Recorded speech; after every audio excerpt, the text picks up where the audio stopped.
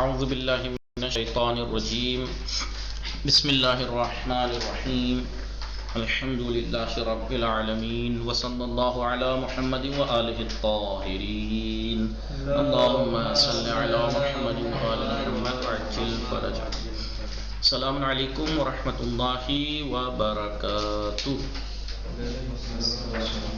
خیریت سے آپ سب لوگ ٹھیک ہیں؟ ہماری گفتگو کتاب کلام اسلامی میں برہان نظم کے بارے میں چل رہی تھی. اس کا جو خلاصتاً جو اس کا برہان تھی وہ کیسے تھی؟ ایک صغرا، ایک کبرا اور ایک نتیجہ، یعنی مقدمہ اول، مقدمہ دوم اور اس کا نتیجہ پہلے ایسے ہی بیان کر دیا خلاصتاً. کیسے کہ یہ کائنات، یہ جہان دارائے نظم رکھتا ہے. کبرا کیا تھا؟ ہر وہ چیز جو نظم رکھتی ہو تو وہ اس بات کا مستلزم ہے کہ اس کا ایک باشعور اور مدبر ناظم ہے. نتیجہ کیا نکلا تھا؟ اس کا مطلب یہ جہان ایک مدبر ناظم رکھتا ہے. پھر اس کے بعد اس کا تشریح کر کے بیان کیا. اب برہان نظم کو قرآن میں بیان کریں گے. قرآن میں بھی برہان نظم کا ذکر ہوا ہے. دیکھیے، برہان نظم در قرآن، برہان نظم در قرآن.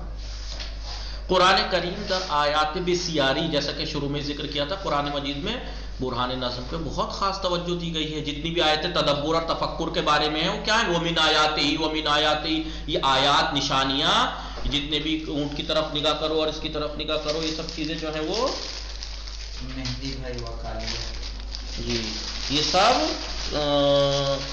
ان کی طرف سے ہیں. سمجھ رہے ہیں آپ؟ اس میں جو قرآن میں ذکر ہیں یہ سب اسی کا تذکرہ ہے، یہ اسی کا، یہ سب اسی کی طرف توجہ دلائی گئی، نظم کی طرف. برہانے بھائی اب خدا کہہ رہا ہے اگر قرآن میں کون سی آیت ہو اونٹ کے بارے میں کیوں نہیں دیکھتے؟ الابل کیف خلقت، آدھا جملہ یاد رہ گیا. اس سے پہلے ایک ہے کہ آپ اونٹ پہ نگاہ کیوں نہیں کرتے کیسے خلق کیا گیا ہے؟ تو قرآن جب اس اونٹ کے اوپر توجہ کرنے کا حکم دے رہا ہے تو آپ کیا دیکھیں گے؟ اس پہ ریسرچ کریں گے نا کہ کیا خصوصیات ہیں اس اونٹ کے اندر. آپ دیکھیں گے کہ یار اونٹ کے اندر یہ خصوصیت ہے کہ ایک ایک ہفتے وہ پیاسا رہ لیتا ہے. پیاسے کا مطلب یہ نہیں ہے وہ کھانا پانی اپنی کوہان میں جمع کر لیتا ہے، لمبے لمبے سفر پہ اس کوہان کے اندر سے کام چلاتا ہے. پھر وہ اس کے دو پلکیں ہوتی ہیں، ایک نارملی پلکیں آنکھوں پہ اور ایک اور آگے باہر ایک پلکیں ہوتی ہیں. وہ کس لیے ہوتی؟ سب سمجھتے ہیں کہ بھائی یہ کیا ہے، کبھی غور کیا ہے؟ وہ اس لیے ہوتی ہے کہ نارمل پلکیں تو نارمل حالات کے لیے ہیں، لیکن جب وہ ریگستانی علاقوں میں چلتا ہے، آندھی، آپ ریگستانی طوفان نہیں دیکھا آپ لوگوں نے؟ جب ریت کا طوفان آتا ہے تباہ کر دیتا دبا، تو اس وقت بھی وہ اس طوفان میں بھی صحیح چل لیتا ہے، صحیح دیکھ لیتا ہے. کیسے؟ اوپر والی پلکیں جیسی ہوتی ہیں وہ بند کر لیتا ہے، اس سے دھول مٹی نہیں آتی، اندر والی کھلی رکھتا ہے. اس طریقے سے تو جب اتنا غور و فکر کریں گے تو آپ کو کیا دکھائی دے گا کہ یار اس کو کیسے خلق کیا، کتنی دور اندیشی کے ساتھ خلق کیا گیا، کتنا تدبر اس میں کیا گیا ہوگا. اس کو نظم دے، اس کو بنانے والا، خلق کرنے والا کتنا مدبر ہوگا، ہے نہیں؟ تو ہمیں نظم دکھائی دے گا، اونٹ کے اندر نہیں دکھائی دے گا کہ کتنی چیزوں کو ایک جمع، تو اس کا مطلب نظم ہوگا تو ناظم ہوگا، اور وہ ناظم دیکھیے کیسا ہوگا. تو یہ سب چیزیں جو خداوند عالم نے جگہ جگہ اپنی نشانیاں گنا کے کہا، یہ سب کیا ہے؟ یہ برہان نظمی تو ہیں. یہ قرآن کریم در آیات بسیاری، قرآن کریم بہت سی آیت میں اسپدی دہائی مختلف طبعی مختلف موجودات کو یاد کرتا ہے، بیان کرتا ہے. وہ یاد بھی کرے نہیں، بیان کرتا ہے، ذکر کرتا ہے. وہ انہرا، اور ان سب کو آئے و نشانی بر وجود خداوند، اور ان سب چیزوں کو آیت اور نشانی اپنے وجود کے، خداوند عالم کے وجود پر جانتا ہے قرآن. روایات ٹھیک ہے، روایات آیت میں، قرآن میں آیتوں میں خدا کے وجود کے اوپر یہ نشانی ہے، علامتیں ہیں یہ. وہ انسان نہ بتدبر و تأمل درآن، اور انسان کو اس کے اندر غور و فکر اور تدبر کے لیے فراہمی خانہ دعوت دیتا ہے. یہ آیتیں قرآن دعوت دیتی ہیں کہ آؤ انسان غور و فکر کرو اس پہ. تا مگر از کیا ہے؟ از طریقے، کیا لکھا ہے؟ عظیم طریق، اس طریقے سے بے معرفت، تاکہ تم لوگ بے معرفت خدا خویش نائل گردہ، تاکہ انسان اس طریقے سے اپنے خدا کے وجود کی طرف، اس کی معرفت کی طرف نائل ہو، یعنی رغبت پیدا کرے، اس کی طرف رجوع. ان شناخت، یہ معرفت کہ گاہ از بے شناخت آئی تعبیر میشود. کبھی کبھی یہ شناخت و معرفت کبھی آیت کی شناخت کے نام سے، یعنی آیت نشانیوں کی معرفت سے لفظ ذکر ہوا ہے، یعنی شناخت آئے ہی یعنی معرفت نشانی، نشانیوں کی معرفت اس کے نام دیا گیا ہے۔ با آنچے کے در برہان نظم دنبال می شود، وہ چیزیں کہ جو برہان نظم میں جن کا دنبال کیا جاتا ہے، پیچھا کیا جاتا ہے، جن میں وہ جن چیزوں کو ذکر کیا جاتا ہے، قرابتی تام دارد، یہ آیتیں اس سے بہت قریب کی مکمل قرابت اور تعلق رکھتے ہیں۔ پیش از آن کے، اس سے پہلے کہ ہم آیات کے مثالیں پیش کریں برہان نظم کے اوپر، جا دارت، اس کی جگہ ہم رکھتے ہیں، یعنی ایک جگہ ہے یہاں پر کہ ہم ان مطلب را متذکر شویم، یعنی یہ مطلب ہم یہاں بیان کریں کہ در تفسیر ان آیات، کہ ان آیات کی تفسیر و جائے گاہ آنہا، اور ان آیات کا مقام اور منزلات، ان کا جو جائے گاہ ہے، چند دیدگاہ مختلف وجود دارد، مختلف اس میں رائے اور نظریات موجود ہیں ان آیتوں کے بارے میں۔ الف گروہی از محققان، جی محققان کا ایک گروہ ان آیات کو مقدماتی برائے تشکیل ایک استدلال عقلی کا، ہم تو یہ سے برہان نظم کہہ رہے ہیں، بعض محققین ان آیات کو ایک استدلال عقلی کے لیے مقدمہ جانتے ہیں۔ بھائی ظاہر سی بات ہے، آپ جب اونٹ کے اوپر تجربہ کر لیں گے، سب کچھ کر لیں گے، تجربہ ہو گیا، یہ تجربہ کیا یہ دلیل ہے، یا دلیل اب عقل لگائے گی، حکم اب عقل لگائے گی کہ یہ نہ منظم ہے، ہم نے دیکھ لیا، اب عقل کہے گی کہ ہر منظم کو ایک ناظم مدبر کی ضرورت ہوتی ہے۔ تو بعض لوگ کیا کہتے ہیں کہ یہ جو تجربی ہیں، نشانیاں ہیں یا آیات ہیں، یہ کیا ہے، یہ استدلال عقلی کے لیے مقدمہ ہے، جیسے نماز کے لیے وضو مقدمہ ہے، پہلے وضو ہوگا پھر کس لیے، نماز پڑھنے کے لیے، ایسے ہی یہ آیتیں، نشانیاں، یہ سب، یہ تدبر، یہ سب ایک استدلال عقلی کے لیے مقدمہ ہے۔ شبیہ آنچے کے در تبیین برہان نظم گفتیم، اسی کی طرح جیسا کہ ہم نے برہان نظم کو واضح کرتے وقت ہم نے کہا کہ یہ سب تجربہ کرنے کے بعد میں عقل ہی فیصلہ کرتی ہے، لہٰذا بہت سونے سے دلیل تجربی نہیں مانا، دلیل عقلی میں ہی مانا ہے اس کو، برہان نظم کو بھی۔ وہ الگ بات ہے کہ اس کا مقدمہ تجربی ہے، مقدمہ اس کا، ہاں، لہذا یہ کہ استدلال عقلی پر وجود خداوند و علم و حکمت اومیدانند، بعض لوگ محققین ان آیات کو خدا کے وجود، اس کے علم اور حکمت کے اوپر ایک عقلی استدلال کا مقدمہ جانتے ہیں ان آیتوں کو، جی، لہذا ان کے اعتبار سے یہ برہان نظم جو ہے مقدمہ ہے ایک دلیل عقلی کے لیے، اسے تجربی نہیں کہیں گے وہ لوگ، اسے استدلال تجربی نہیں کہیں گے، عقلی ہے یہ۔ دوسرا نظریہ براساس سے تفسیر دیگری، دوسرے قول کے مطابق، تفسیر کے مطابق، ان دستے از آیتوں کے جو یہ گروہ ہے، صرفاً موجب یادآوری معرفت فطری ہے، انسان ہا بے خدا خویش می شوان، یہ آیات فقط کیا ہے، یہ وہ جو انسان کی فطرت، ہم نے ثابت کیا تھا نا، بتایا تھا، ایک نظریہ یہ تھا کہ فطرت کا مطلب یہ ہے کہ انسان پیدائش سے پہلے ہی خدا نے اس سے عہد لیا ہے، مطلب اپنے وجود کے بارے میں اسے بتا کے بھیجا ہے، لیکن اس دنیا میں آ کے یہ فراموشی کے بھلکڑ کے پردے اس کے سامنے آ جاتے ہیں۔ یہ آیتیں ان پردوں کو ہٹانے کے لیے ہیں، صرف تاکہ وہ اپنی فطرت کو جو بھول گیا ہے اس کو یاد کرے۔ وہ شانی جز تذکر و غفلت زدائی ندارت، اور ان آیات کی جو شان و منزلت ہے وہ کیا ہے، صرف یاد دہانی اور غفلت کو ختم کرنا ہے، جو انسان غفلت میں پڑ گئے ہیں، بس اس کو ختم کرنے کے لیے یہ آیتیں، کوئی استدلال نہیں ہے، کوئی استدلال نہیں ہے، بلکہ یہ انسان جو فطری چیزوں کو، اپنے فطری خدا کی معرفت جو اس کی فطری تھی اس کو بھول گیا ہے اس دنیا میں آ کے، اس بھلکڑپن کو دور کرنے کے لیے ہے کہ یاد کرو اور غفلت کو دور کرو، غفلت کو یہ اس لیے۔ تیسری رائے کیا ہے، نظریہ کیا ہے، رائے سومی برانس، تیسری رائے اس بات کے اوپر ہے کہ ان آیات، یہ آیتیں در صدد جدال احسن با مشرکانند، مشرکوں کے ساتھ یہ جدال احسن، ایک جدال، یعنی جدال کے معنی ویسے قتل و غارت، جنگ ہوتا ہے، جنگ کا مطلب زبانی بحث بازی ہے کہ ان کو اوپر ثابت کیا جائے، مشرکانی کے بے غلط بت، وہ مشرکات جو غلط طریقے سے بتوں کو اور جھوٹے معبودوں کو، جی، درکار تدبیر برقی امور دنیا دخیل می دانستان، کہ جو جھوٹے خداؤں کو اور غلط بتوں کو، جی، کیا کرتے تھے، بعض دنیاوی امور کی تدبیر میں ان کو دخیل جانتے تھے کہ جو دنیاوی امور میں ان کا دخل ہے، سورج کا خدا، یہ سورج کو نکالتے ہیں، اس کا خدا، اس کا خدا، یہ سب کیا کرتے تھے، یہ غلط طریقے سے، لہذا ان سے یہ مقابلہ کرنے کے لیے ہیں اس طریقے کی آیتیں۔ وہ درک درستی از توحید ربوبیت خداوند نداشتن، وہ لوگ خدا کی ربوبیت کی توحید کا صحیح سے معرفت نہیں رکھتے تھے، ان لوگوں کے لیے ان لوگوں سے جدال نہیں آئے تھے. تم کیا کہتے ہو کہ یہ ہے وہ ہے کہ نہیں، غور کرو، ان کو ذرا غور کرو. یہ آیات صرف ان سے جدال حسن ہے مشرکوں سے. تو تین نظریات یہاں انہوں نے ذکر کیے. پہلا نظریہ کہ یہ جو برہان نظم کے بارے میں اس سے ریلیٹڈ جو آیات قرآن مجید میں ہیں، یہ آیات خدا کے وجود، علم اور حکمت کے اوپر عقلی استدلال کے لیے مقدمہ ہے.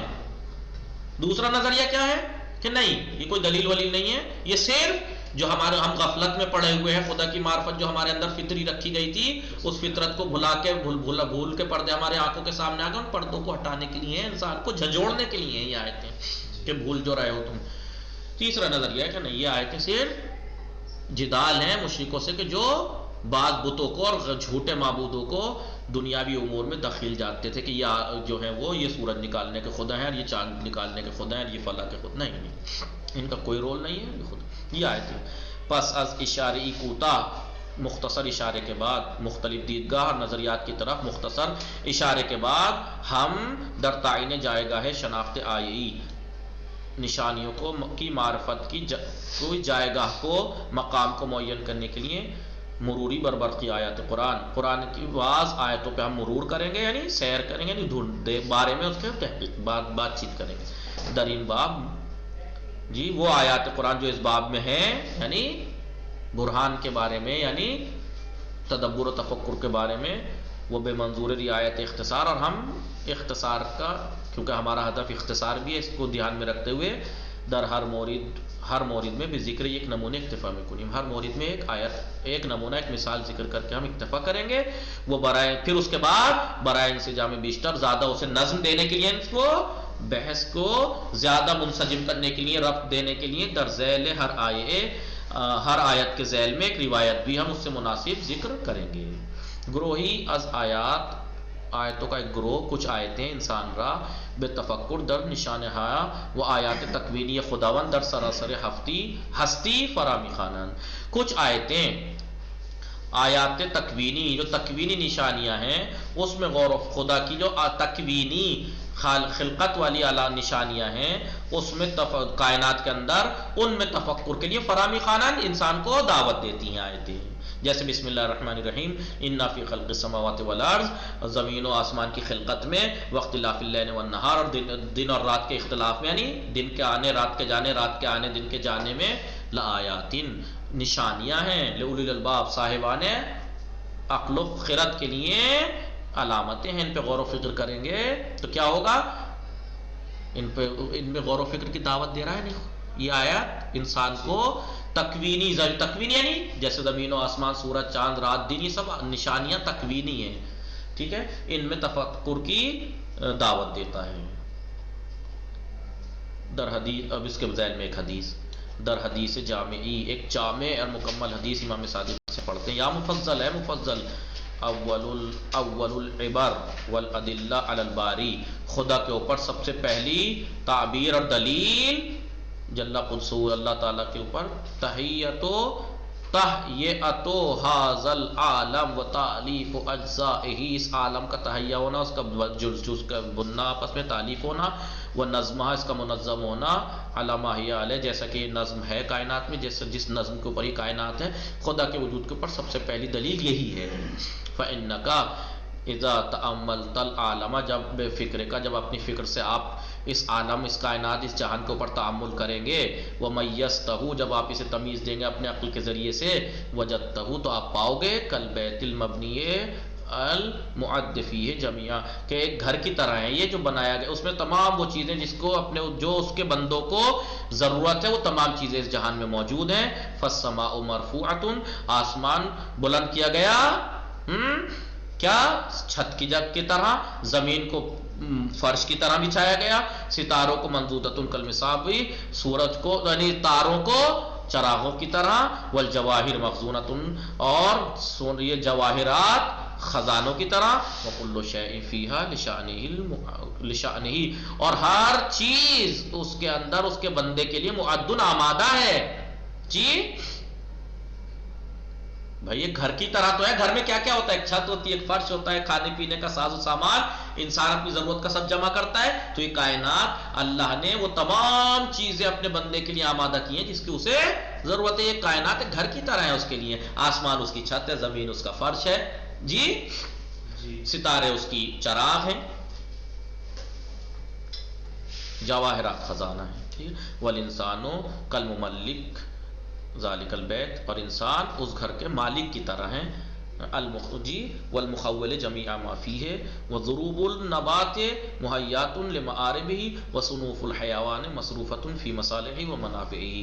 یہ سب حیوانات اس کی منفعت اور اس کی مصلحت کے لیے سب ہے. ففی ھذا دلالۃ واضحہ، ان سب چیزوں میں ایک واضح دلیل ہے کس بات کے اوپر؟ علی ان العالم مخلوق بتقدیر و حکمت. اس بات کے اوپر واضح دلیل ہے کہ یہ کائنات، یہ عالم ایک علم و حکمت اور کے اوپر خلق کی گئی ہے، بغیر ارادے کے خلق نہیں ہوئی ہے یہ.